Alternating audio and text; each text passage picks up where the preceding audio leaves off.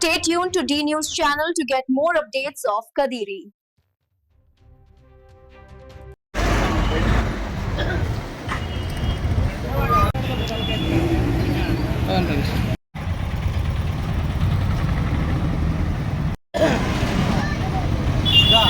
ఏం మస్తిలోనే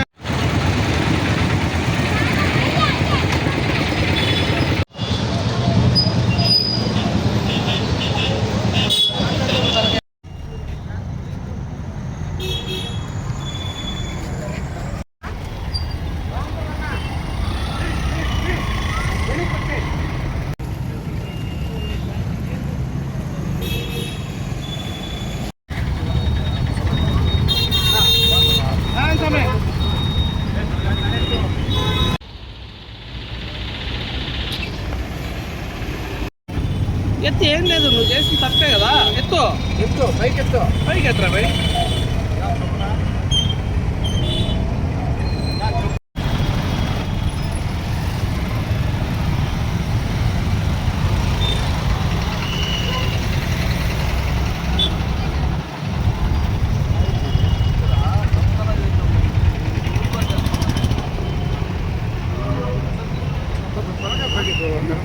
ఇతను వచ్చేసి పసుపులేటి సాయి అలియాసు బత్తల సాయి అని చెప్పేసి నందిగానపల్లె పీసదుపు పంచాయతీ తనకల్లు మండలము కదిరి నియోజకవర్గము. నేను తనకల్లు ఎస్ఐ మాట్లాడుతున్నాను.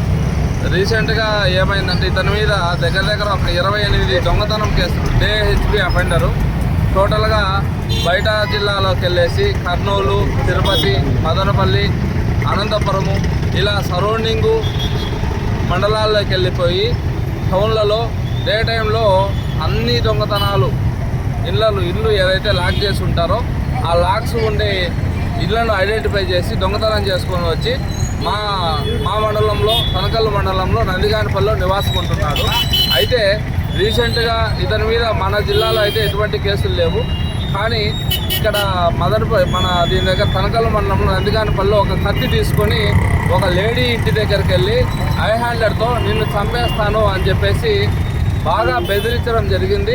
ఆమె భయభ్రాంతులకు గురై సావును దగ్గర నుంచి పరిచయం చేసే విధంగా చేయడం వల్ల ఒక నాన్ బెయిలబుల్ కేసు నమోదు చేయడం జరిగింది. దాని మీద ఈరోజు ముద్దాయిని రిమాండ్ కోసము తనకల్లు నుంచి బస్సులో తీసుకొని వచ్చేసి బస్టాండ్ నుంచి కోర్టుకు నడిపించుకుంటూ తీసుకెళ్తున్నాం. ఇతని పేరు ఏం పేరు sir? Pasupuleti Sai alias B Sai.